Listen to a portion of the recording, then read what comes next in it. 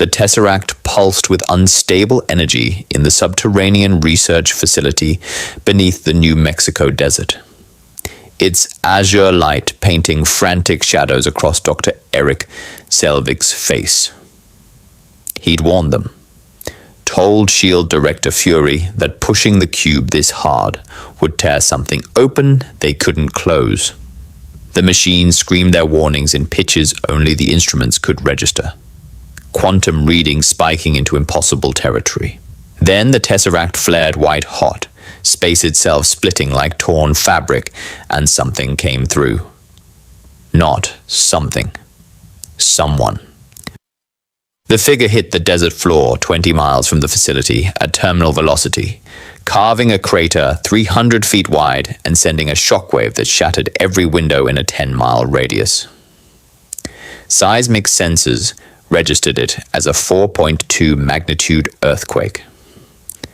S.H.I.E.L.D.'s satellite network immediately locked onto the impact site. And within 90 seconds, Nick Fury was staring at thermal imaging that made absolutely no sense. The crater was hot enough to glass sand. Radiation levels were nominal. And a humanoid heat signature was standing up in the center of the impact zone. Walking out of a crater that should have atomized anything biological. "Get me a tactical team airborne now," Fury ordered, his single eye fixed on the monitor. "And somebody tell me what the hell just came through our dimensional doorway." In the crater, Clark Kent tried to remember how to breathe. His lungs burned. His vision swam with double images, triple images, the world refusing to stabilize into something recognizable. The last thing he remembered was flying over Metropolis, responding to a distress signal from the harbor. And then nothing. Just a ripping sensation. Reality turned inside out, and falling through something that felt like drowning in light. He stood on unsteady legs, his red cape torn and smoking at the edges. The sun overhead felt right. A yellow dwarf star, its radiation already flooding his cells. With familiar power, but everything else was wrong. The air tasted different. The ambient sounds were different. Even the electromagnetic spectrum his enhanced senses could perceive seemed subtly off-key, like a song played in the wrong octave. "Where am I?" he said aloud, his voice echoing across empty desert. His super hearing stretched outward, searching for signs of civilization, and found them immediately. Helicopters approaching from the northeast. Military frequencies, encrypted but meaningless to him without context. Multiple aircraft, weapons hot, moving fast. He rose into the air without thinking, instinct taking him over. Flying felt the same, at least. Gravity yielded to his will as it always had, his body lifting smoothly into the New Mexico sky. From 2,000 feet up, he could see the helicopters clearly. Sleek black machines bristling with weapons, marked with an eagle insignia he didn't recognize. Not U.S. military standard. Something else. The lead helicopter's loudspeaker crackled to life, the voice professionally calm but carrying an edge of steel. "Unidentified airborne contact. This is S.H.I.E.L.D. tactical response. You are in restricted airspace. Identify yourself and land immediately, or we will be forced to take defensive action." S.H.I.E.L.D., not a name Clark recognized. He raised his hands slowly, palms open, trying to project non-aggression. "I mean no harm," he called out, knowing his voice would carry. "I'm not sure where I am or how I got here. I'm looking for—" The missile launch was instantaneous. Clark saw it coming in slow-motion clarity. Heat bloom from the helicopter's weapons pod, the contrail streaking toward him. Sophisticated targeting system locked on his thermal signature. He didn't move. The missile struck him square in the chest, with enough force to down a fighter jet, exploded in a fireball that painted the desert sky orange, and when the smoke cleared, he was still hovering in the exact same position. Unharmed, not even scorched. The radio chatter from the helicopters shifted into something between alarm and disbelief. Clark heard every word. Direct hit, no effect. Target is still airborne. He didn't even flinch. What the hell is this thing? I told you, Clark said, his voice carrying clearly to their communications systems. I'm not here to fight. My name is Clark Kent. I'm from... He paused. How did you explain you were from another universe? I'm not from around here. I need to speak with whoever's in charge. Peacefully. The helicopters maintained their distance, circling like wary predators. Clark could hear the pilot in the lead aircraft speaking rapidly into his comm. Command, we have a situation. Target is humanoid, flight capable, and just tanked a javelin missile like it was a mosquito, awaiting instructions. Fury's voice came back, decisive. Do not engage further. Maintain visual contact. I'm inbound with a diplomatic team. A pause. And tell Agent Romanoff to bring the big guns, just in case our flying friend decides to stop being friendly. Clark waited, hovering patiently while the helicopters kept their uncomfortable vigil. He used the time to scan his surroundings more carefully, X-ray vision piercing through earth and rock to find the underground facility, where the Tesseract still pulsed with unstable energy. He recognized the energy signature now, the same dimensional distortion that had grabbed him, pulled him through the walls of reality itself. That device was the key to whatever happened. 20 minutes later, a larger transport helicopter arrived, and Clark watched 3 figures descend via rappel lines with military precision. The first was a tall African-American man in a black coat, an eye patch covering his left eye, moving with the confidence of someone accustomed to command. The second was a striking red-haired woman in tactical gear, her hand never far from her sidearm. The third was a broad-shouldered man with a bow slung across his back, arrow already nocked but not drawn. Clark descended slowly, landing 50 feet from the group. Up close, they were even more interesting. The woman's heartbeat was controlled to an unnatural degree, trained response to stress. The archer had the muscle memory of someone who'd made 10,000 impossible shots. And the man in the eye patch. His heartbeat was elevated exactly the right amount for someone genuinely uncertain whether they were facing first contact or imminent death. Clark Kent, Fury said, his voice carrying across the desert. That's what you said your name was? That's right. Director Nick Fury, Strategic Homeland Intervention, Enforcement, and Logistics Division. We have some questions about what you're doing in our airspace, Mr. Kent, and more importantly, what exactly you are. Clark met his gaze steadily. I'm Kryptonian. I'm from somewhere else. I don't know how I got here, but I saw your facility underground. That energy signature, that cube, it's the same thing that pulled me through.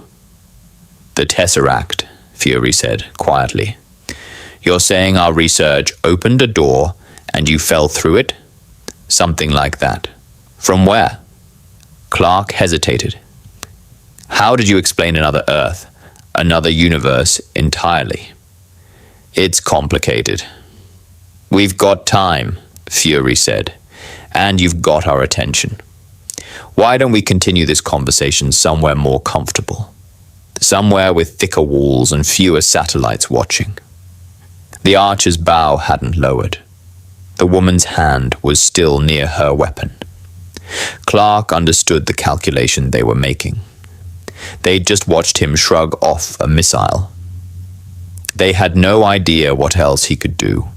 and uncertainty made even the bravest people dangerous. "I'll come peacefully," Clark said, "but I need your word that we're talking, not fighting. I'm not your enemy." Fury's expression didn't change.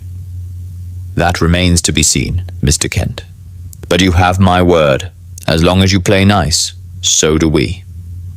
He gestured toward the transport helicopter. "After you." Clark walked toward the aircraft, acutely aware of 3 sets of eyes tracking his every movement, and at least a dozen weapons trained on him from the circling helicopters. He was in an unknown world, surrounded by people who had every reason to fear him, and the device that might be his only way home was in the hands of an intelligence agency that just tried to shoot him out of the sky. If you want to see more characters enter different universes, hit that subscribe button and drop the name of a character and the universe you'd want to see them in down in the comments below. May the Force be with you.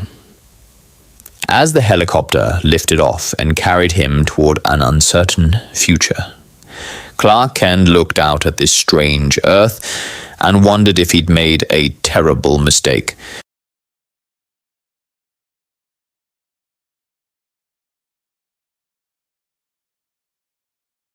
The SHIELD detention facility was 300 feet underground, carved into bedrock beneath the Nevada desert. Clark sat in a chair designed for the Hulk, reinforced titanium, hydraulic locks, enough restraints to hold a small tank. They hadn't activated them. Fury had kept his word about that much. The room's walls were 2 feet of reinforced concrete backed by lead lining, which meant they knew enough about X-ray vision to try blocking it. It wouldn't work, but Clark appreciated the effort. Fury sat across the table, arms folded. Agent Romanoff, Black Widow he'd learned, stood by the door, her posture relaxed, but her eyes missing nothing. Hawkeye was somewhere in the observation booth above. Arrow probably still knocked. Clark could hear his heartbeat through the walls. "Let's start simple," Fury said. "You say you're Kryptonian. That means alien. You say you're from somewhere else, which I'm interpreting as another dimension, based on Dr. Selvig's preliminary report. And you just survived a direct missile strike without a scratch. So here's my question, Mr. Kent. What do you want with Earth?" "Nothing," Clark said. "I didn't choose to come here. I was answering a distress call in my world when something pulled me through. I want to understand what happened and find a way home." "Your world." Romanoff's voice was smooth, conversational. "Tell us about it." Clark met her eyes. She was reading him, looking for tells, inconsistencies, similar to yours. Same continents mostly. Different history. I've spent the last few years trying to help people. Stopping threats, disasters. Being a symbol that things can get better. "A hero," Fury said, not quite making it a question. "I try to be. And these powers of yours, flight, invulnerability, whatever else you're packing, they come from what?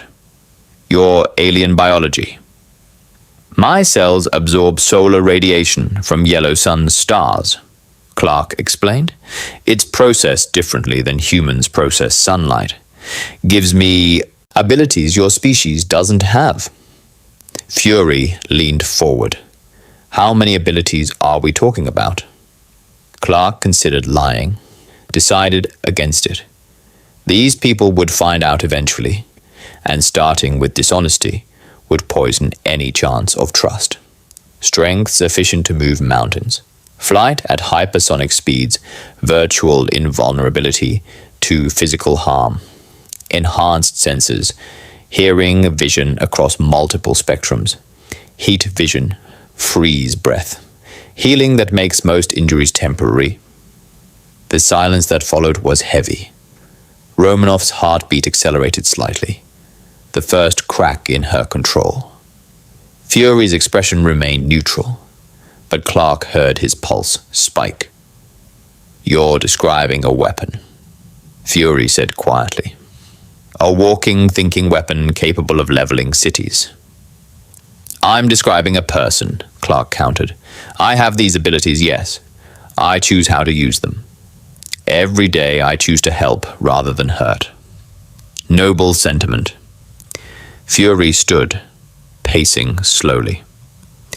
"But you understand my problem. You drop out of the sky into our world. You've got the power of a nuclear arsenal in a cape, and I've got exactly zero leverage to ensure you keep making good choices. For all I know, you'll advance reconnaissance for an invasion. Or you'll decide our governments aren't running things the way you'd prefer and take over. Gods know you'd have the power to do it. I wouldn't. Forgive me if trust me isn't sufficient for planetary security." Clark stood slowly, hands visible. "What do you want from me, Director? A demonstration? Proof I'm not hostile." "I want to know what you can do," Fury said. "All of it. And I want to know your limits. Everyone has limits." "Magic affects me," Clark offered. "Powerful enough psychic attacks might work. And in my universe, there's a radioactive element from my home planet, kryptonite. It's lethal to me, but none exists here." "Magic," Romanoff repeated. "You're saying magic is real?" "In my world, yes. I don't know about yours." Fury and Romanoff exchanged a glance that told Clark they knew something. He didn't. "We've got a guest from Asgard who might argue magic and advanced science are the same thing," Fury said. "He's been very educational about the universe's surprises." Asgard. Clark's interest sharpened. Norse mythology? Alive and well in this dimension. Their prince visited last year. Caused quite a stir. He's got some tricks that might interest you. Lightning, super strength, that whole godlike package. Not quite your level, but in the ballpark. Clark processed that. If Asgardian gods existed here, this universe's rules were different from his own. "I'd like to meet him." "Maybe," Fury said, "if we get past the are you a threat phase." He pressed a button on the table. "Agent Barton, we're moving to practical assessment. Prep the testing range." "Wait," Clark said. "You want me to show you what I can do? Perform for you?" "I want to know what Earth is dealing with," Fury said bluntly. "You walk in, claiming good intentions. Fine. Prove it. Show me your powers. Let us understand what we're working with. Otherwise, you're an unknown variable I can't afford during a planetary security crisis." "What crisis?" Fury smiled without humor, the kind that involves alien invasions and artifacts that punch holes in reality. "Your arrival couldn't have come at a worse time, Mr. Kent. We've got bigger problems brewing, and I need to know if you're part of the solution or part of the problem." Clark considered his options. Refusing would confirm their suspicions. Cooperating might build trust, but it also meant revealing his full capabilities to an intelligence agency he knew nothing about. Yet Fury's mention of an impending crisis rang true. Clark's hearing had picked up fragments of conversation throughout the facility. Chitauri, invasion, Tesseract weapon. Something was coming. Something these people were desperately trying to prepare for. "All right," Clark said, "I'll show you. But then you tell me about this crisis. If there's a threat coming, I can help." Fury studied him for a long moment. "Deal. Let's see what SuperMan can really do."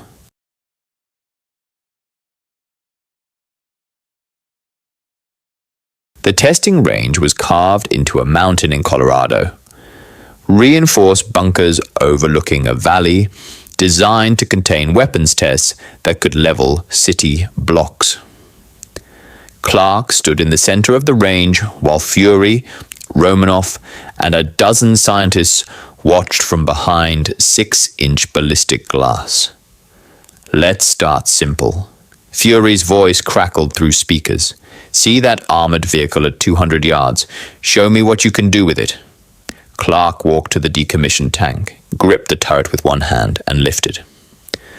30 tons of steel rose effortlessly into the air. He held it overhead like a beach ball, then set it down gently enough that the suspension didn't even creak. Heat vision next, Fury ordered. Target is the concrete barrier at 300 yards. Thickness is 4 feet. Clark's eyes blazed red.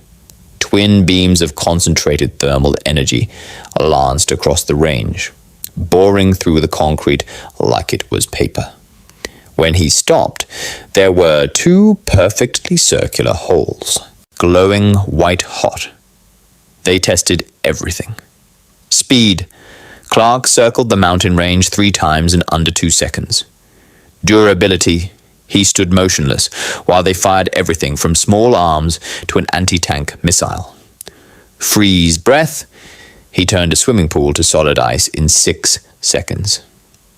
By the time they finished, the scientists were frantically recalculating their threat assessment models. Fury emerged from the bunker, his expression unreadable. You weren't exaggerating. I don't lie, Clark said simply. No, you don't. Fury seemed to come to a decision. Get cleaned up. There are some people you need to meet. 4 hours later, Clark stood in Stark Tower overlooking Manhattan, wearing clothes S.H.I.E.L.D. had provided. Jeans, a flannel shirt. His suit cleaned and folded in a bag they'd given him. The view reminded him painfully of Metropolis. Skyscrapers reaching toward the sky. Millions of lives humming below. So you're the alien Boy Scout who's got Fury's panties in a twist. Clark turned. Tony Stark stood in the doorway, wearing a Black Sabbath t-shirt and holding a glass of something expensive. The arc reactor's blue glow visible beneath the fabric. His eyes were calculating, assessing. The look of someone used to being the smartest person in every room. Tony Stark, Clark said, extending his hand. I've heard of you. I'm sure you have. Tony didn't shake, instead walking past to pour himself another drink. Genius, billionaire, philanthropist, guy who built a suit that lets him fly. Though I guess you don't need a suit for that, do you? Just the genetic lottery and some solar panels. My abilities come with responsibility, Clark said evenly. Oh, we're doing the responsibility speech? How very Spider-Man of you. Except we don't have a Spider-Man. We've got gods, super soldiers, rage monsters, and now an actual alien who can bench press aircraft carriers. Tony took a long drink. Forgive me if I'm not throwing a parade. Tony. Another voice. This, one carrying authority earned through decades rather than genius. Steve Rogers walked in wearing his Captain America uniform, shield mag-locked to his back. Give the man a chance. Captain, Clark said, recognizing him immediately from S.H.I.E.L.D.'s briefing. It's an honor.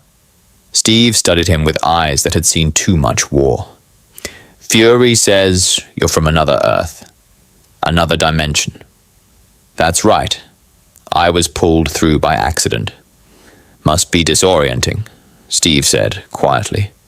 Waking up in a world that's familiar but different. Not knowing if you'll ever get home. Something in his voice suggested personal experience. I know something about that. The ice, Clark said. Fury mentioned you'd been frozen for 70 years. Went to sleep in 1945, woke up last year. Steve moved to the window, looking out at the modern city. Everyone I knew is gone or old. The world moved on without me. You're going through something similar. Not quite the same scale, Clark said. But yes, everything here is just slightly wrong, Same planet, different history. Must be nice, Tony interjected, having something in common with Capsicle over here. The Lost Boys Club. Very touching. He pointed at Clark. Here's what I don't get. You've got power that makes my suit look like a toy. You could take over this planet in an afternoon. Why haven't you? Because that's not who I am. Right, you're a hero. You help people. Very noble. Tony's tone was mocking. But what happens when you decide our governments are doing it wrong? When you think you know better? You've got no accountability, no checks, no balances. You're a walking WMD with good intentions, and history is full of disasters caused by good intentions. Tony, Steve warned. No, he's right to be suspicious, Clark said. In his position, I'd ask the same questions, but I can't prove my intentions with words, Mr. Stark, only with actions. Judge me by what I do, not what I could do. Tony studied him for a long moment. You know what? I actually believe you mean that, which either makes you the universe's most dangerous con artist or, genuinely, that earnest. He shook his head. Jarvis. Analysis. Could we build something to contain him if necessary? Unknown, sir, the AI responded. Based on observed capabilities, conventional containment appears ineffective. I would recommend against hostile action. Helpful, Tony muttered. He looked at Clark. Fury wants you to meet the team. We've got a situation brewing. Alien invasion, magic spear, god of mischief with a grudge, the usual Tuesday. He thinks maybe you can help. I can, Clark said. That's what I do. In your universe, Tony corrected. This isn't your fight, farm boy. You could sit this out. Let us handle our own problems. Clark met his eyes. I don't sit out when people need help. Doesn't matter what universe I'm in. Steve smiled slightly. I think he'll fit in fine. Of course you do, Tony said. You two probably share the same haircut schedule. But his tone had softened fractionally. All right, Superman. Yes, Fury told me your local nickname. Let's see if Earth's mightiest heroes can handle one more ego. In a facility beneath the Arctic ice, Loki stood before the Tesseract's containment field, the scepter's blue glow reflecting in his eyes. Dr. Selvig worked at the controls nearby, his mind clouded by the scepter's influence, seeing only what Loki wanted him to see. The Chitauri were coming, the portal would open. Earth would kneel. Then the Tesseract pulsed with unexpected energy, and Loki felt the dimensional fabric tear. What was that? He demanded. Selvig checked his instruments, confusion bleeding through the mind control. An anomaly. The cube opened a doorway, but not one we created. Something came through. Loki's eyes narrowed. The Tesseract was his tool, his weapon, his key to conquest. Nothing should be using it without his command. He pressed the scepter against Selvig's temple, diving deeper into the man's knowledge. Accessing S.H.I.E.L.D.'s data networks through the scientist's compromised security clearances. What he found made him smile. SuperMan. That's what the files called him. A Kryptonian pulled through dimensional barriers by the Tesseract's instability. S.H.I.E.L.D.'s analysts had compiled footage from the testing range. Strength that rivaled Thor's. Maybe exceeded it. Flight without need of Mjolnir. Invulnerability that made even the Destroyer seem fragile. And most interesting of all, a moral code that made him predictable. A hero, Loki murmured, watching the footage of Superman lifting a tank like it weighed nothing. How quaint. He understood heroes. had watched his brother play at being one for centuries, seen Thor's predictable nobility lead him into trap after trap. Heroes were easy to manipulate because they cared about things, people, justice, honor, all weaknesses waiting to be exploited. But this one was different. This Superman wasn't from Midgard, wasn't bound by its customs or loyalties. He'd appeared days before the invasion, powerful enough to potentially disrupt everything Loki had planned. The Chitauri assault relied on overwhelming force and shock on Earth's heroes being scattered and unprepared. Add a flying godling who could tank nuclear weapons and the calculations changed drastically. Loki accessed more files. Superman had agreed to help S.H.I.E.L.D. Fury was bringing him to meet the Avengers, these so-called Earth's mightiest heroes. They would bond over shared purpose, form alliances, become a unified front, unless Loki prevented it. The scepter pulsed in his hand, the Mind Stone eager. Loki had tested its limits over the past weeks, learned its capabilities. It couldn't pierce the strongest minds directly. Thor had proven resistant, as would this Superman if he were as powerful as the data suggested. But it didn't need to control Superman. It only needed to make the others fear him. Selvig, Loki commanded, access S.H.I.E.L.D's deep surveillance. I want to know everything about this Kryptonian.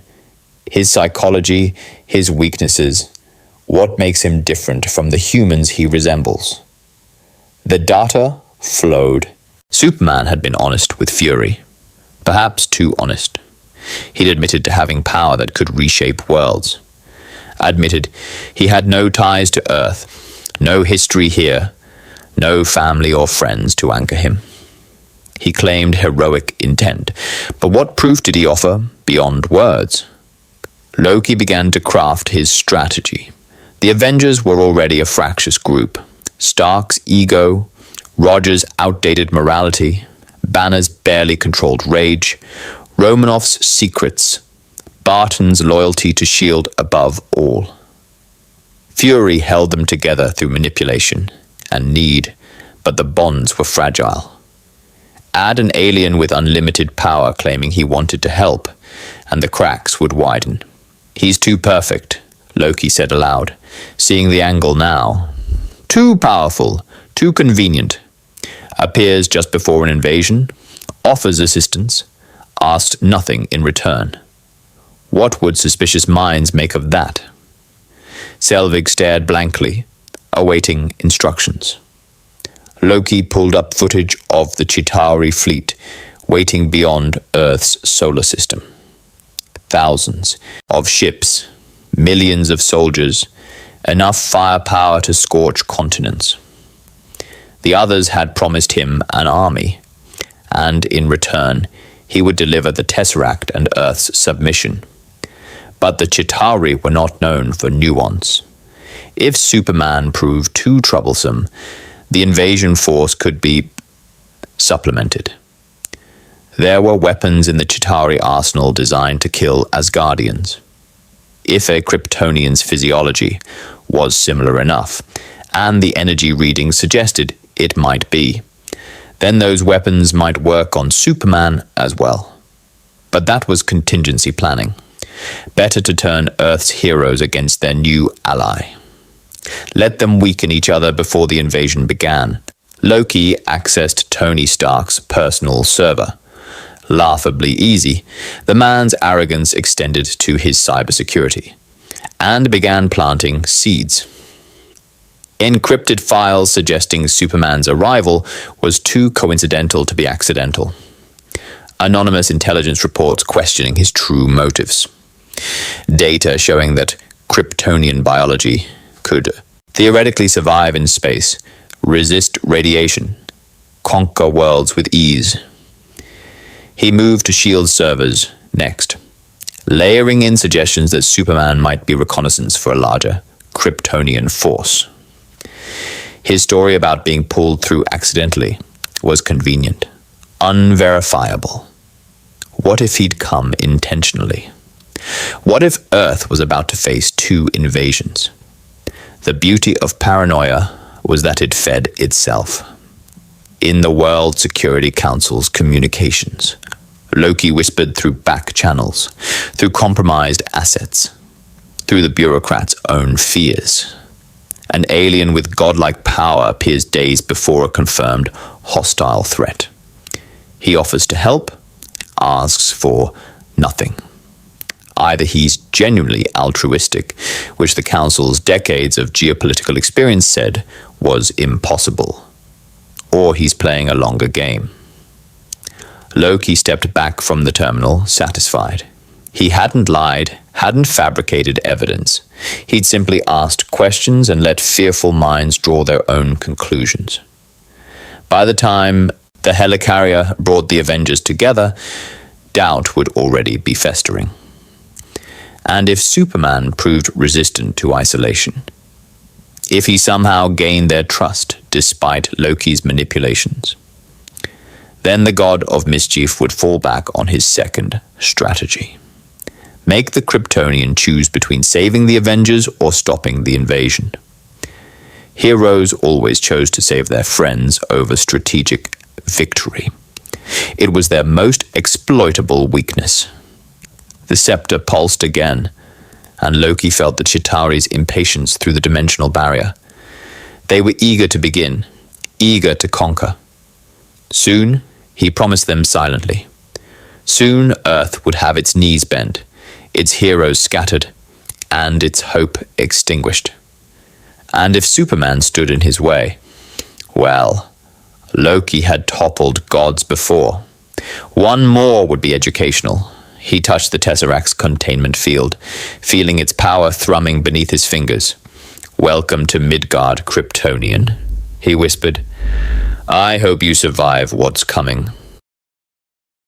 Alexander Pierce sat in his office at S.H.I.E.L.D. headquarters, watching the classified footage of Superman's capabilities test for the 3rd time. On paper, he was a member of the World Security Council, a trusted advisor to Nick Fury, a man who dedicated his life to protecting Earth. In reality, he was Hydra's highest-placed asset, and the Kryptonians' arrival had triggered alarm bells throughout the organization's hidden network. "Cut the head off, and 2 more shall take its place," he murmured, watching Superman melt through 4 feet of concrete with his eyes. His secure phone buzzed. Not the S.H.I.E.L.D.-issued device on his desk, but the encrypted one in his drawer. He answered without preamble. "Status. We've analyzed the blood sample from the detention facility." Dr. List's voice crackled through. The scientist operated one of Hydra's deep research bunkers, supposedly decommissioned after Project Insight was shelved. The cellular structure is remarkable. Each cell functions like a miniature solar battery storing and processing yellow sun radiation. The energy density is orders of magnitude beyond human metabolism. Can we replicate it? Not with current technology. His DNA is fundamentally incompatible with human genetics. Splicing is impossible. The Kryptonian cells reject any foreign material, and the human cells simply die when exposed to his cellular structure. It's not enhancement, it's complete biological replacement. Pierce frowned. Then he's useless to the Winter Soldier program. For direct enhancement, yes. However, List paused. His vulnerability to magic and psychic attacks suggests the consciousness isn't as invulnerable as the body. With the right neural architecture and the Scepter's technology, we might be able to create a control mechanism. Not mind control exactly, but compliance conditioning. Loki's scepter is not ours to use. Not yet, List agreed. But after the invasion, assuming S.H.I.E.L.D. secures it, we'd have access through our embedded agents. The Kryptonian could become the ultimate weapon. Indestructible, infinitely powerful, and under our control. Pierce considered this. Hydra had spent decades infiltrating S.H.I.E.L.D., building networks, positioning assets. They'd been months away from activating Project Insight when Thor's arrival had forced them to recalculate. 3 helicarriers armed with targeting algorithms that would eliminate threats before they became problems. Politicians, scientists, anyone whose future actions might oppose Hydra's new world order. SuperMan made those helicarriers obsolete. One Kryptonian could do what 3 floating weapons platforms couldn't, enforce absolute control, but only if he could be controlled himself. What about elimination? Pierce asked. I've reviewed the data. Conventional weapons are useless. Nuclear options would work, but create unacceptable collateral damage and exposure risk. Magic is promising, but we lack operational magic users. However, List's tone shifted. I've been examining the Tesseract's readings from when he arrived. The dimensional breach temporarily destabilized his cellular structure. For approximately 47 seconds, his invulnerability dropped to merely superhuman levels. A sustained exposure to Tesseract energy might recreate that effect. How sustained? Unknown. But if we could trap him in a Tesseract energy field during the invasion chaos, we might be able to neutralize him long enough for the Chitauri to finish the job. Or for our own assets to deploy more exotic options. Piers stood, walking to his window overlooking the Triskelion.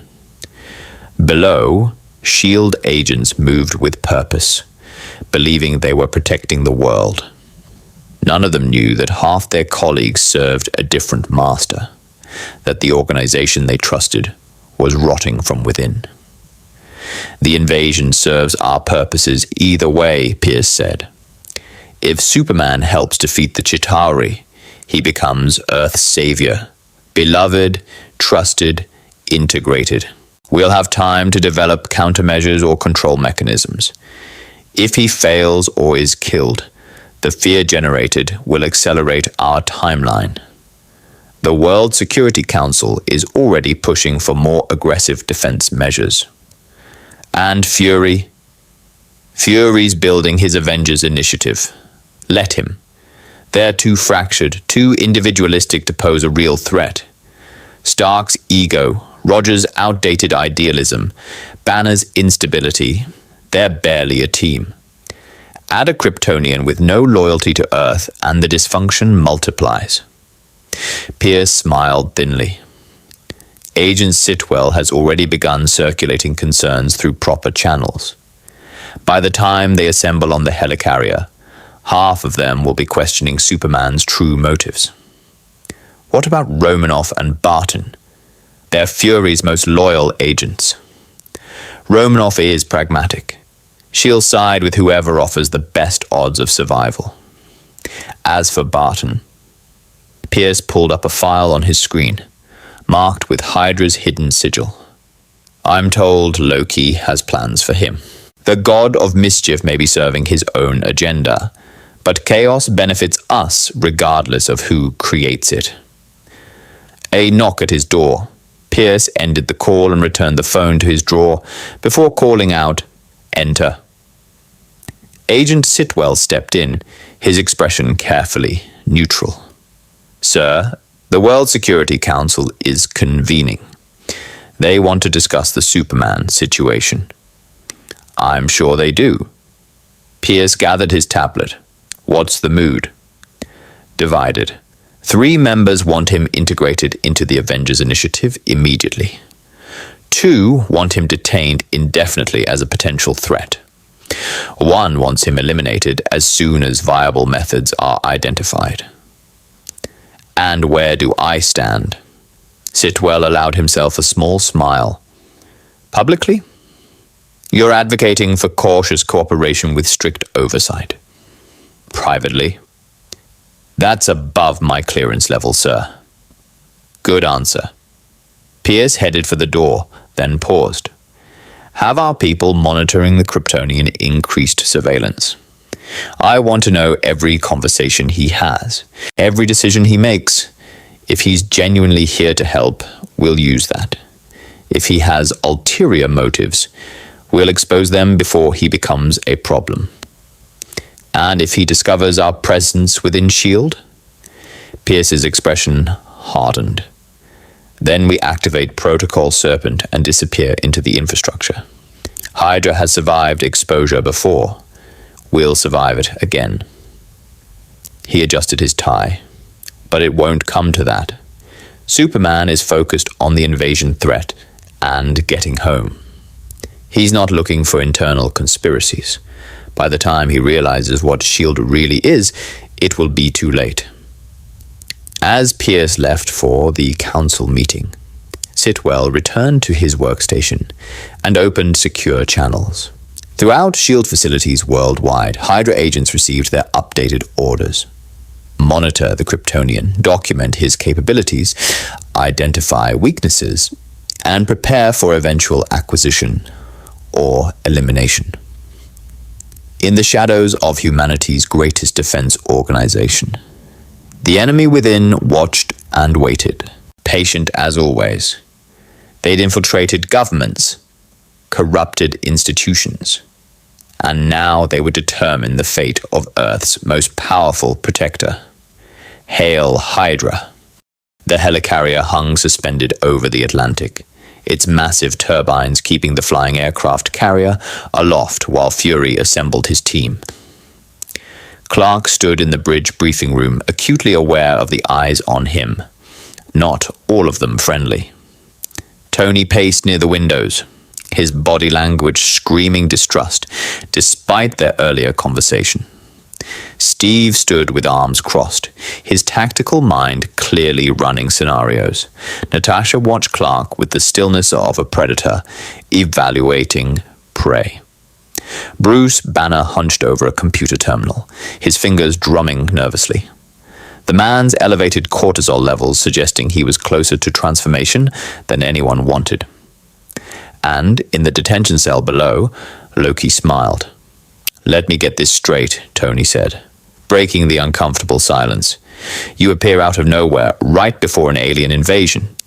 You've got power that makes nukes look quaint, and we're supposed to just trust you." "I've given you no reason not to," Clark replied evenly. "You've given us nothing," Natasha countered. "No verifiable history, no proof of your claims, no way to confirm anything you've said. For all we know, you're working with Loki. That's ridiculous." "Is it?" Steve's voice carried quiet authority. "I've seen the reports Tony pulled. Anonymous intelligence suggesting your arrival was coordinated. Energy signatures from the Tesseract that don't match random dimensional tiers. You show up with perfect timing, offer to help, and ask for nothing in return." Clark felt his jaw tighten. "Someone's been feeding you lies." "Or you have," Tony shot back. "Jarvis ran probability analyses. The odds of you accidentally arriving exactly when Earth faces invasion. Astronomical." "I don't know what to tell you. It happened." "Convenient," Natasha said softly. Bruce looked up from his terminal, his eyes tinged with green. The readings are consistent with Tesseract instability. His story could be true. "Could be," Tony emphasized. "Not his. Could be." Fury stepped into the room, his expression grim. "We've got bigger problems. Loki's not talking. The Tesseract's location is still unknown, and we've got maybe 48 hours before something very bad happens." He looked directly at Clark. "I need to know. Are you with us or not?" Before Clark could answer, alarm shrieked throughout the helicarrier. "Engine 3 is down," an agent shouted. "We've got hostile fire on the starboard side." Through the windows, Clark saw the explosion. Someone had sabotaged one of the massive turbines. The helicarrier lurched, tilting dangerously as compensating thrusters struggled to maintain altitude. His X-ray vision penetrated the hull, tracking the source of the attack. Hawkeye, mind-controlled, moving through the ship with lethal precision. A team of compromised agents with him. "Barton," Clark said. "Loki's got him." "How do you know that?" Steve demanded. But Clark was already moving. He flew through the helicarrier's corridors at controlled speed, following the trail of unconscious guards and sparking electronics. Barton was 3 levels down, planting explosive charges on the Engine 1 support structure. Clark landed behind him. "Agent Barton, stand down." Hawkeye spun, arrow already drawn and released in one fluid motion. The explosive tip detonated against Clark's chest harmlessly. "You're the target," Barton said, his voice flat and emotionless. "Loki says you're the variable. Remove the variable." More arrows, sonic, electrical, armor-piercing, all useless. Clark moved forward carefully, trying not to hurt the controlled agent. "I don't want to fight you." "Good." Barton pressed a detonator. The charges on Engine 1 exploded simultaneously, metal shrieking as the turbine tore itself apart. The helicarrier dropped 500 feet in 3 seconds, the sudden acceleration throwing everyone not strapped down across the deck. Through the hull, Clark heard Bruce Banner hit a wall hard, heard the change in his heartbeat, heard the roar that meant the Hulk was emerging. 2 crises, 1 choice. Clark grabbed Barton, moving faster than the archer could react, and gently applied pressure to the man's carotid artery. Barton collapsed unconscious, alive, unharmed, but neutralized. Then Clark flew straight down through 4 decks of reinforced steel to reach the engine room where the Hulk was forming. He arrived as Bruce's transformation completed, muscles expanding, skin turning green, rage overwhelming the reason. The Hulk roared, a sound that rattled the entire ship, and swung a fist the size of a cargo container at the nearest target, a terrified engineer. Clark intercepted the blow, his hand catching the Hulk's fist. The impact shockwave shattered every window in the engine room. The Hulk's eyes widened in surprise. Nothing had ever stopped his punch before. "I'm not your enemy," Clark said, holding firm as the Hulk pushed against him with planet-shattering force. "But I won't let you hurt these people." The Hulk roared again and attacked with both fists. They traded blows that would have leveled buildings, each impact sending tremors through the helicarrier's frame. Clark pulled his punches, trying to contain rather than injure, but the Hulk only grew angrier. The green giant grabbed a support beam and swung it like a baseball bat. Clark caught it, and for a moment they stood locked in a test of pure strength. "Bruce," Clark called out, "I know you're in there. Fight him." For just a second, the Hulk's eyes cleared. Then Loki's influence. Clark could see the faint blue energy around the Hulk's temples now. Some residual effect from the scepter surged stronger. The Hulk bellowed and charged. Clark made his choice. He flew straight up, smashing through the helicarrier's hull, pulling the Hulk with him. Better to fight in open sky than inside a flying ship full of people. They tumbled through clouds, trading blows at terminal velocity, until Clark managed to get distance and position himself between the Hulk and the falling helicarrier. Below, agents scrambled to restart the damaged engines. Steve and Tony had reached Engine 3, working desperately to repair it. Natasha was securing Barton, and Loki, in his cell, watched the chaos with satisfaction. The helicarrier shuddered, began to level out as systems compensated. Clark held the Hulk's attention in the sky, taking hit after hit, waiting for Banner's consciousness to reassert control. When he finally returned to the ship 20 minutes later, the Hulk unconscious and transforming back into Bruce, the looks he received were different. Not trust exactly, but maybe the beginning of it. You could have let us fall, Steve said quietly. Saved yourself. That's not who I am, Clark replied, exhausted. When will you believe that? Nobody answered.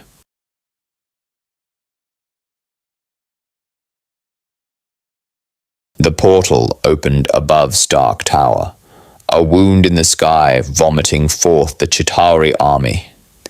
Leviathans, living ships the size of city blocks, poured through the breach, their armor plating bristling with soldiers and weapons.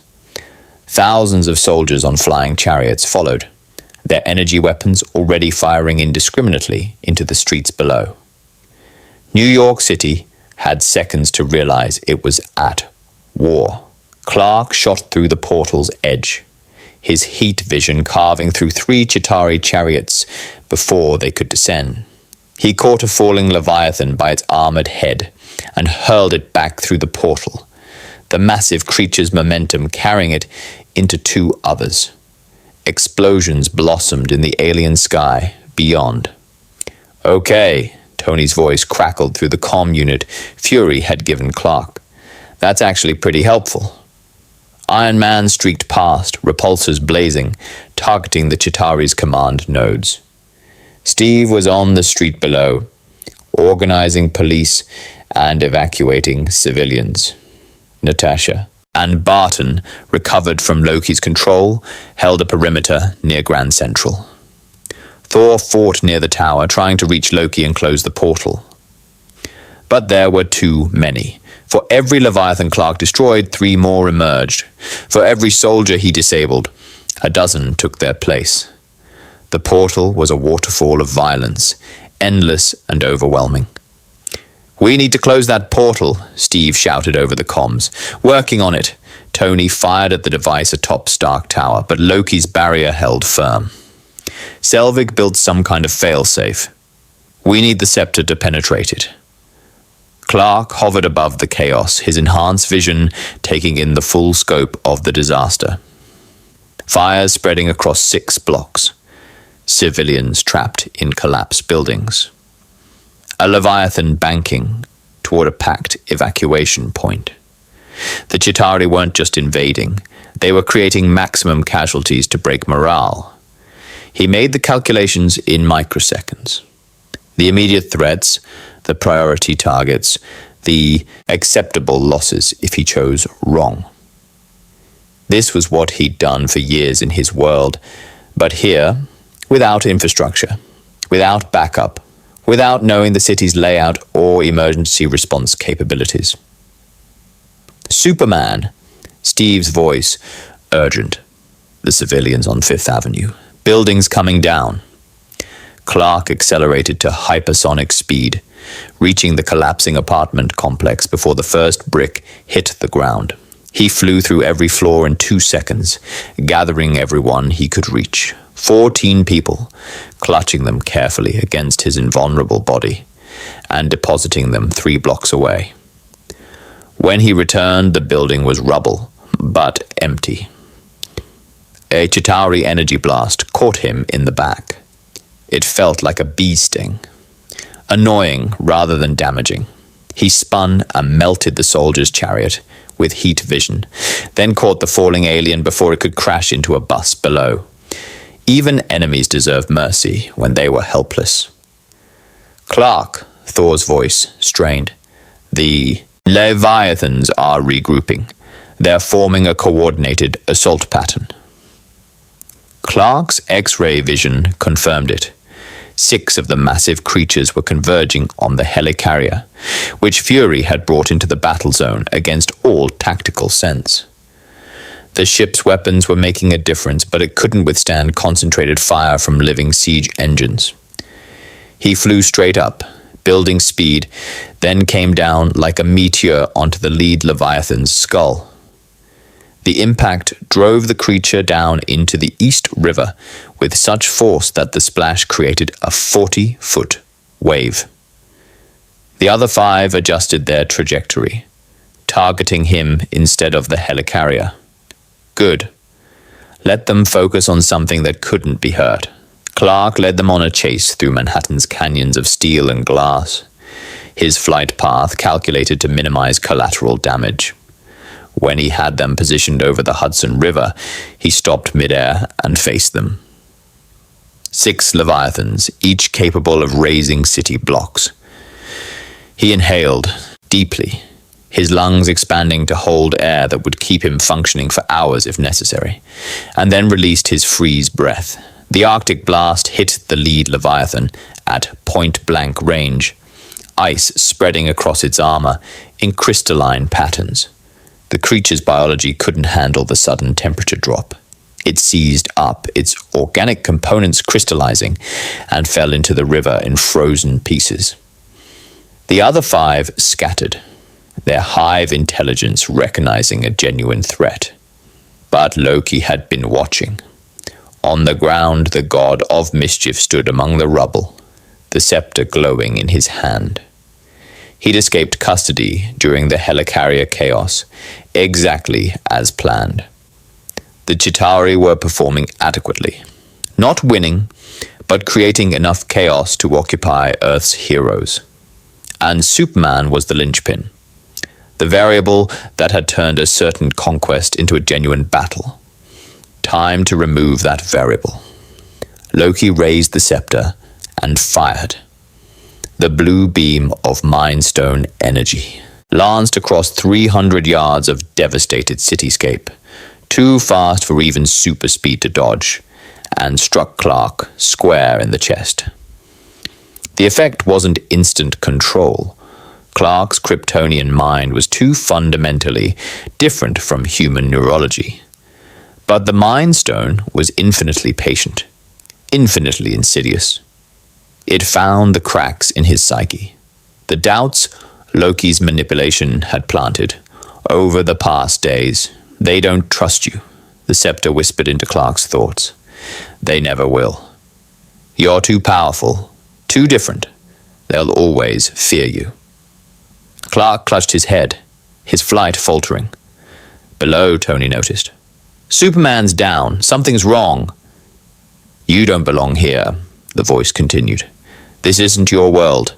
These aren't your people. Why are you fighting their battle? Steve's voice crackled through the comm. Clark, talk to me. What's happening? They would cage you if they could. Study you, use you. Fury already tested you like a weapon. Stark suspects you. Rogers questions you. They don't want a hero. They want a tool. Clark's heat vision fired involuntarily, carving through a building's corner. He jerked his head away, horrified, barely maintaining enough control to aim at empty sky. The scepter's influence was spreading, turning his own power against him, making him doubt everything. Thor saw Loki standing with the scepter raised and understood immediately. Loki, release him. But the god of mischief only smiled. He's seeing the truth now, brother, that he's alone. That power without belonging is just violence waiting for an excuse. Clark fought the influence, his willpower straining against the Mind Stone's manipulation. In his world, he had Lois, his parents, the Daily Planet, anchors that kept him grounded. Here, he had nothing. No home, no history, no one who knew him before he became powerful. Just the power, and the growing fear in everyone's eyes when they looked at him.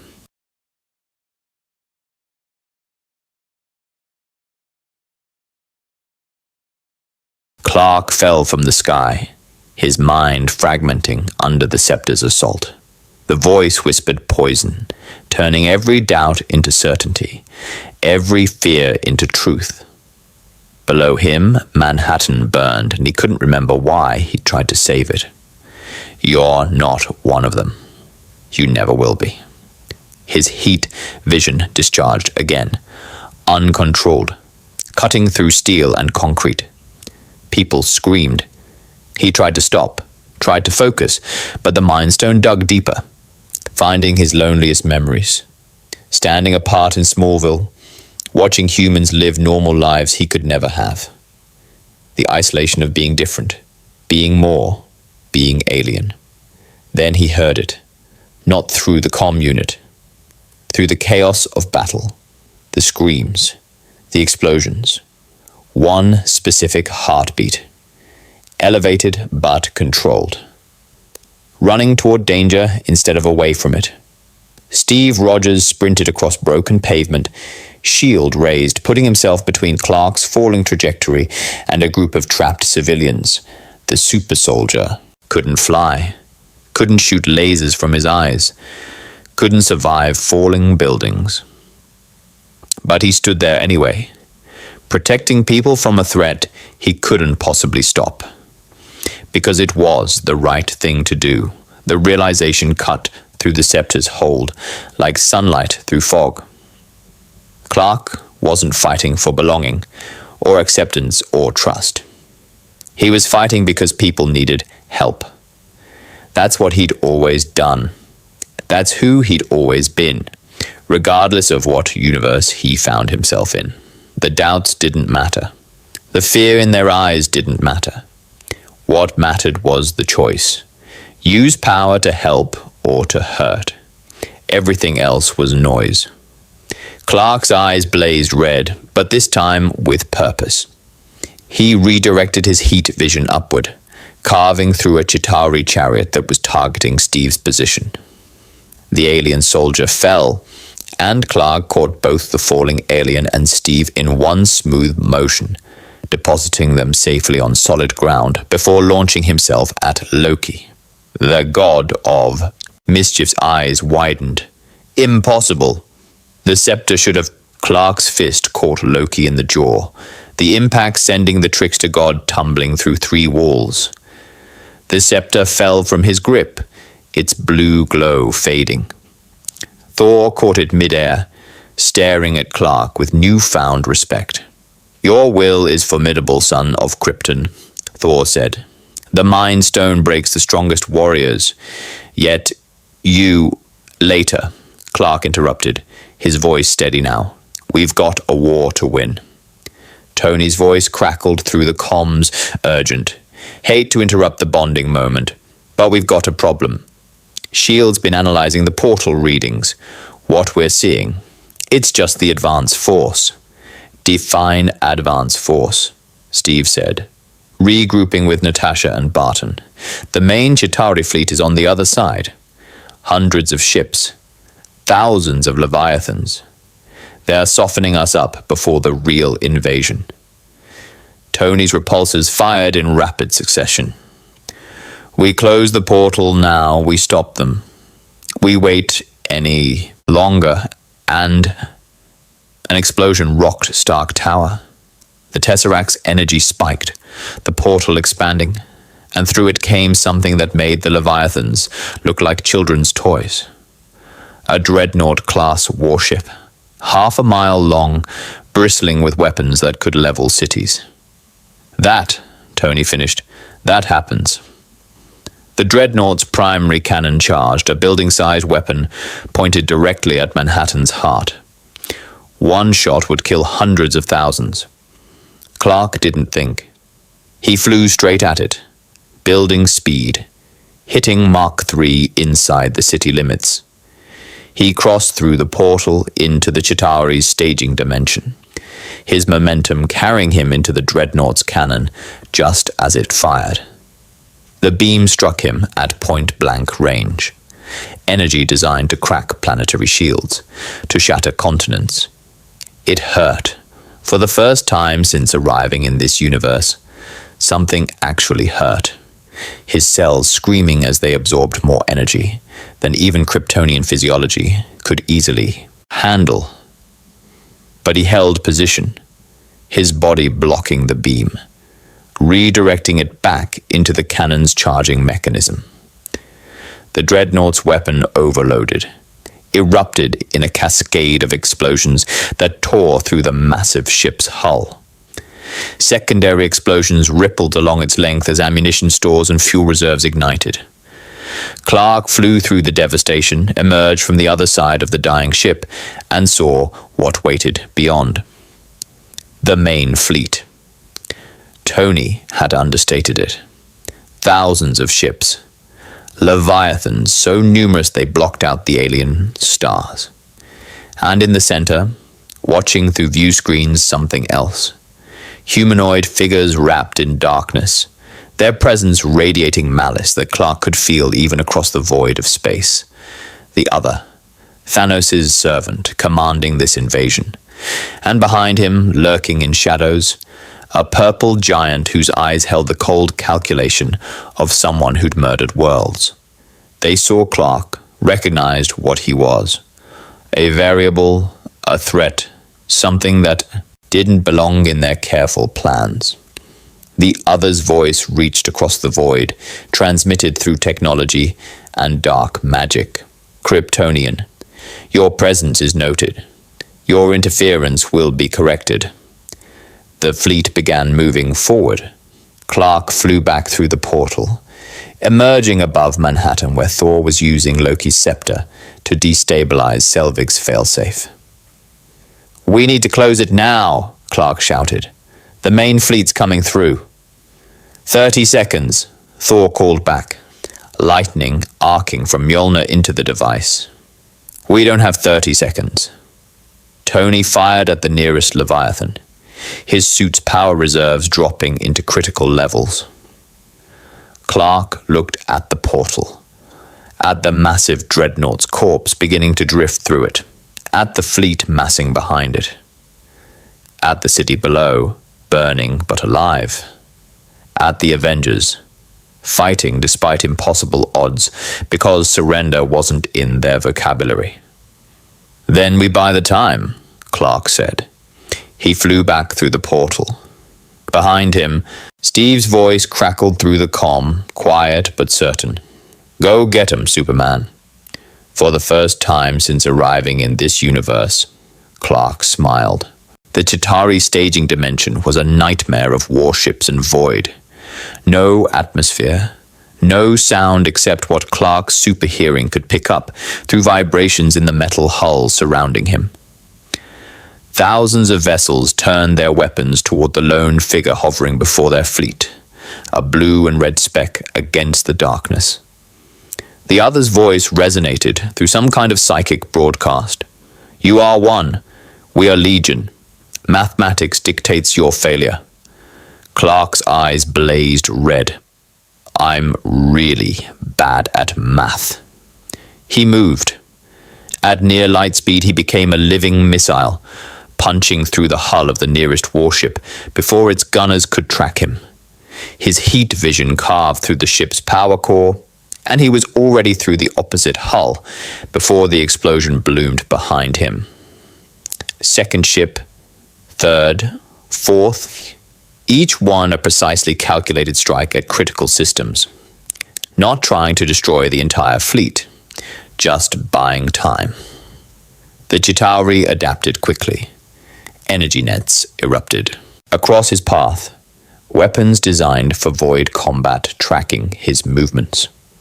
Clark dodged, weaved, his Kryptonian reflexes processing tactical data faster than their targeting computers. A beam weapon scored his shoulder, not the dreadnought's planet cracker, but enough to sting. He altered course, diving beneath a Leviathan carrier, and using it as a shield while he planned his next move. 20 seconds! Thor's voice crackled through the comm unit. The signal was weak this far through the portal, but functional. Clark emerged from beneath the carrier, grabbed its ventral armor plating, and pulled. Kryptonian strength strained against the vessel's thrust engines. Metal groaned, then shrieked as he literally tore a 200-foot section free and hurled it into the advancing formation. 3 ships collided trying to avoid it, their trajectories disrupted, their advance stalling. The other watched from his command vessel, his skeletal features twisting with something approaching. Respect. Impressive, but futile. We will send 100 fleets, 1,000. Your world will be ours. Not today, Clark transmitted back, his voice carried by the comm unit's broadcast function. He flew directly at the other's flagship, the largest vessel in the assembled armada. Its weapons fired simultaneously, a dozen different energy types, kinetic rounds, even what looked like miniature black holes designed to trap him in gravity wells. Clark flew through them all, his invulnerability tested, but holding, and crashed through the flagship's bridge viewport. The atmosphere vented explosively. Chitauri soldiers were sucked into space, but the other remained, his robes fluttering, his body sustained by dark power that didn't require oxygen. He raised a staff wreathed in black energy. "You dare challenge a servant of Thanos? I dare challenge anyone who threatens innocent people." They clashed in the void of the exposed bridge. The other's dark magic found purchase where technology couldn't, energy that burned at Clark's cells, that twisted reality around him, that made his Kryptonian physiology struggle to adapt. But Clark had faced magic before, knew its tricks, its costs, its limits. He caught the other's staff mid-swing and crushed it. The dark energy dissipated, and for just a moment he saw genuine fear in the creature's eyes. 10 seconds. Thor's voice strained with effort. Clark released the other and flew back toward the portal. Behind him, the fleet scrambled to follow, engines burning at maximum thrust. They'd cross through the portal in seconds, flood into Earth's atmosphere, with numbers the Avengers couldn't hope to stop, unless someone stopped them here. Clark positioned himself directly in front of the portal, facing the oncoming fleet. His hearing caught Thor's countdown through the weakening signal. 5, 4... The fleet opened fire. Every weapon, every ship, a concentrated barrage designed to vaporize anything in its path. Energy, beams, kinetic rounds, exotic weapons Clark had no names for, all converging on one point. On him. 3, 2... The pain was extraordinary. His cells screamed, pushed beyond any limit he'd ever tested. His vision went white, then red, then something beyond color. But he held position, his body absorbing the fleet's fury, preventing even a single shot from reaching the portal. 1. The portal collapsed. Clark felt the dimensional fabric snap shut, severing the connection between universes. On the other side, in Manhattan, the Tesseract's energy stabilized. The Chitauri soldiers on Earth, cut off from their command structure, began falling from the sky. Loki was captured. The battle was won. And Clark was on the wrong side of the closing portal. He hung in the void, his body damaged but healing, surrounded by a Chitauri fleet that had just watched him tank their combined firepower. The other pulled himself from the wreckage of his flagship, murder in his eyes. The fleet's weapons recharged for another salvo. Clark looked at the space where the portal had been, at Earth now, forever beyond his reach. No way home to his universe. No way back to the planet he'd just saved. Alone in hostile space with an army that wanted him dead. He smiled grimly. He'd known the risk, had made the choice anyway. That's what heroes did. They bought time for others, regardless of the cost to themselves. But he'd forgotten something important, something fundamental about the universe, about physics, about the nature of energy and matter. Tesseracts didn't create portals. They bent space, and space, once bent, remembered.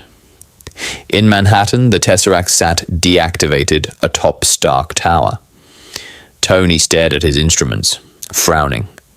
That's weird. What? Steve asked, shield lowered, breathing hard. The cube. It's still showing residual dimensional stress, like it wants to open again. Tony's eyes widened. Like something on the other side is pulling at the fabric of reality. The void, Clark's cells finished processing the fleet's energy barrage. All that power, all that concentrated force, his Kryptonian biology had absorbed it, stored it, converted it into something his body could use. He wasn't just charged with solar energy anymore. He was overcharged, saturated, burning with more power than he'd ever contained.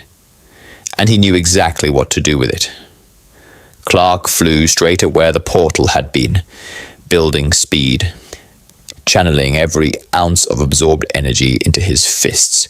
He struck the dimensional barrier with force that registered on Earth's seismographs, hit it again, punching through the walls of reality itself with determination that refused to accept being stranded.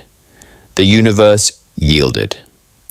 The portal flashed open for exactly 2 seconds. Clark shot through it like a meteor, emerging into Earth's atmosphere in a streak of light that half of New York witnessed. He crashed into the street beside Stark Tower, hard enough to crater the pavement, steam rising from his scorched suit. The Avengers surrounded him immediately, weapons raised out of instinct before they recognized who it was. Clark looked up at them from the crater, exhausted, injured, but grinning. Did we win? Tony stared. You just punched through dimensional barriers. That's not possible. Had good motivation, Clark said, accepting Steve's hand up. Didn't want to miss the victory party.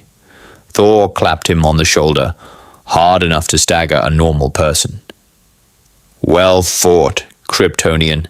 The sagas will sing of this day.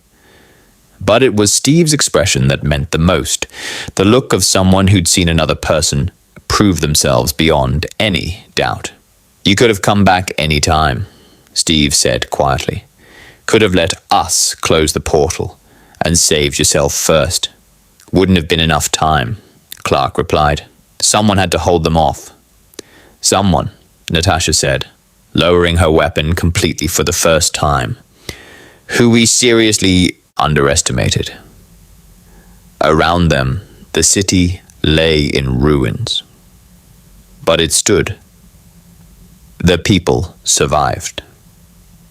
And in the sky, where an alien army had poured through reality itself, there was only blue sky and hope.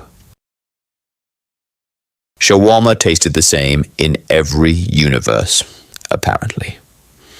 Clark sat in the destroyed restaurant with the Avengers, none of them speaking, all of them too exhausted for conversation.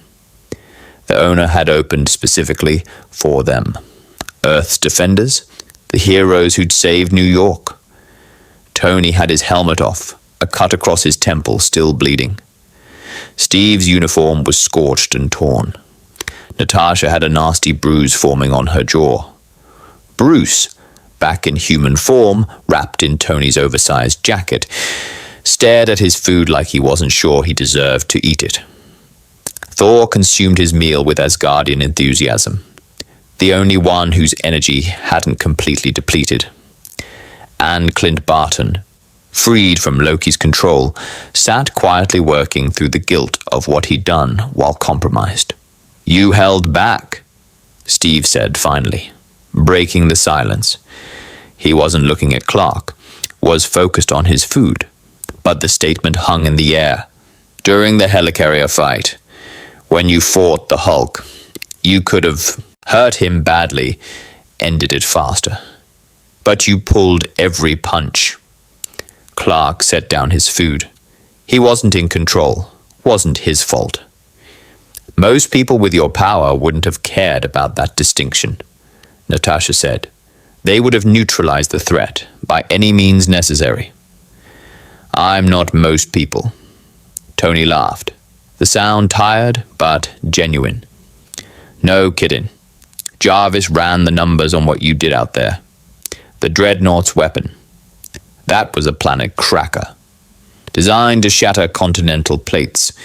You blocked it with your face. Hurt like hell, Clark admitted. And then you stayed on the wrong side of the portal, Steve continued. Bought us time to close it, knowing you might be trapped there permanently. Someone had to. Yeah, Tony said softly. Someone did. He met Clark's eyes. I was wrong about you. We all were. Well, except maybe Cap. He's got that whole seeing the best in people thing going. But the rest of us, we doubted you. Fed into paranoia. Let fear make us stupid. Someone was feeding that fear, Clark said. The reports you mentioned. The anonymous intelligence. That wasn't random. Loki was manipulating you. Maybe others too. Fury's voice came from the doorway. The S.H.I.E.L.D. director stood with Agent Hill, both looking like they'd aged a decade in one day. We're aware. Been scrubbing our systems for the last hour. Someone inside S.H.I.E.L.D. has been planting false intelligence, creating discord. Hydra, probably. Or another enemy we haven't identified yet. Hydra's supposed to be extinct, Steve said, his voice hard. Supposed to be, Fury agreed. But extinct organizations don't conduct sophisticated psychological operations. We've got a mole problem. Maybe worse, maybe an infestation. He looked at Clark. Which brings me to you. Here it comes, Tony muttered. The recruitment pitch. Not exactly, Fury said. Clark, you saved this planet. Literally threw yourself between Earth and an alien invasion fleet. The World Security Council is terrified of you. Half of S.H.I.E.L.D. wants you detained, and the other half wants to study you. But me? He pulled out a small device. Looked like a modified stock phone. I'm offering you a choice. Clark took the device, examining it. That's a communicator, Fury explained. Connects directly to me and the Avengers. Not a leash, not a tracker. Just a way to reach us if you need help, or if we need you. You're not trying to control me. Learned my lesson about trying to control things I don't understand, Fury said. You've proven yourself. Earned trust the hard way. What you do now, that's your call. Stay. Help us clean up. Try to find a way back to your universe. Go off and do your own thing. But if something threatens Earth again, if we need someone who can punch through dimensional barriers and tank planet crackers, he left it hanging. Clark looked around the table. At Steve, who'd stood between him and civilians, even when Clark might have been the threat. At Tony, whose genius had created weapons of peace. At Natasha and Clint, who fought without powers because someone had to. At Bruce, who carried a monster inside him and chose every day not to let it win. At Thor, who understood what it meant to be different, to be powerful, to be responsible for that power. I want to go home, Clark said honestly. My Earth, my universe, I have people there, responsibilities. But I don't know if that's possible anymore. The Tesseract opened the portal accidentally. Reproducing that, he shook his head. Tony and I have been looking at the readings, Bruce offered quietly. The cube's energy signature is unique to this universe. Getting you back to yours would require either finding another Tesseract in your dimension, or somehow recreating the exact conditions that pulled you through. Could take years, decades. Might be impossible. So I'm stuck here. Or, Tony said, you've got a second chance. New world, new people who could use someone like you. I mean, we've got our hands full with Hydra conspiracies, whatever those creepy guys beyond the portal were planning. And a god of mischief in custody who knows way too much about dimensional threats. He paused. Plus, I've been analyzing your cellular structure. Strictly non-invasively, I swear. And I might have some ideas about solar energy absorption optimization. Could probably build you a rig that enhances your recharge rate. Science buddies? Clark couldn't help but smile. You want to experiment on me? With you, Tony corrected. There's a difference. And hey, if we figure out your biology, maybe we figure out how to send you home. Steve leaned forward. You don't owe us anything, Clark. You've already given more than anyone could ask. But if you do decide to stick around, he extended his hand. We could use someone with your particular set of skills, and more importantly, your judgment about when and how to use them. Clark looked at the offered hand, the gesture of a soldier from another time, a man who understood duty and sacrifice and the weight of being different. He shook it. I'll stay, Clark decided. At least until we figure out the Hydra situation and whatever's coming next. But I want it on record. I'm not a weapon. Not S.H.I.E.L.D.'s, not the Avengers, not anyone's. I help because it's right, not because I'm ordered to. Wouldn't want it any other way, Fury said. Thor raised his drink. To the Man of Steel, may your battles be glorious and your victories legendary. To SuperMan, Steve added, and the others echoed it.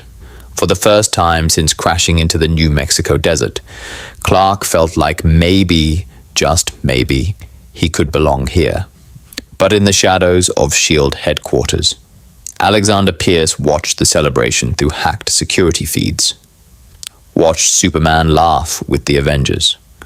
Watched them accept him. Watched Earth's most powerful being choose to align himself with Fury's initiative. Problematic, Pierce murmured. Agent Sitwell stood beside him. Orders, sir. Long game, Pierce said. We can't move against him directly, but we can ensure that when the time comes, he'll be either controlled or eliminated. Activate Project Insight's secondary protocols, and get me everything. Medical scans, genetic samples, behavioral analysis. Superman just became Hydra's primary research priority. Hail Hydra, Sitwell whispered. In the ruins of the Chitauri staging dimension, the other knelt before a throne carved from the bones of dead worlds. Thanos sat in shadow, his massive form radiating patient malevolence. The Kryptonian, Thanos said, his voice like grinding stone. He is unexpected. Powerful, my lord, the other rasped. He destroyed our vanguard single-handedly, held off the fleet, punched through dimensional barriers through sheer force. Interesting. Thanos leaned forward slightly. Earth presents complications. The Infinity Stones draw powerful protectors. First the Asgardian, now this. When we move on that world, we will need to account for variables that can bend reality through will alone. Shall we accelerate our plans? No, Thanos said. Let them think themselves safe. Let the Kryptonian integrate, become comfortable, form attachments. Attachments are leverage. When I come for the stones, he will have far more to lose than he does now. The Titan smiled, an expression of such cold calculation that the other flinched, and loss makes even the strongest desperate. In New York City, as the sun set over a scarred but standing skyline, Clark flew patrol one more time. Below him, people cleaned rubble, rebuilt lives, helped neighbors. The same resilience he'd seen in Metropolis, in Smallville, in every human community he'd ever protected. Different universe. Same humanity. Same worth protecting. His superhearing caught a cry from Brooklyn. Building fire, people trapped. He altered course instinctively, already calculating the fastest rescue approach. Behind him, the communicator Fury had given him buzzed.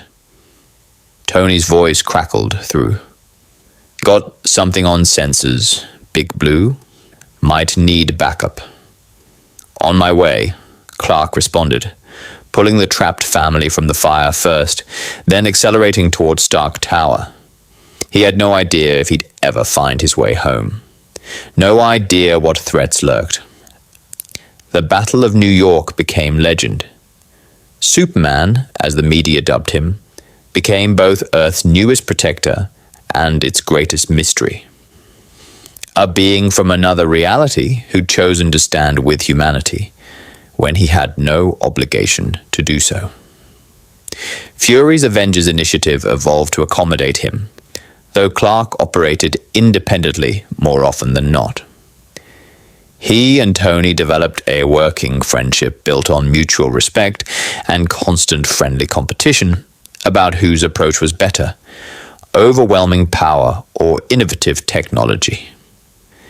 Steve became something closer, a friend who understood the isolation of being unstoppable in a fragile world. Thor recognized a kindred spirit, another being of immense power trying to use it responsibly. But shadows gathered. Hydra studied him obsessively, searching for weaknesses, developing contingencies. The World Security Council debated daily whether Superman represented salvation or existential threat. And far beyond Earth's solar system, Thanos watched and planned, accounting for this new variable in his inevitable quest for the Infinity Stones. Clark hadn't found a way home yet. The Tesseract's secrets remained locked, its ability to breach dimensions unreproducible. He might be trapped in this universe forever, severed from Lois, from his parents, from the life he'd built. But he'd also found something unexpected. A second chance to be a symbol of hope in a world that desperately needed one. The Marvel Universe had its own darkness, its own threats, its own challenges. And whether through destiny, accident, or cosmic design, Superman was now part of its story.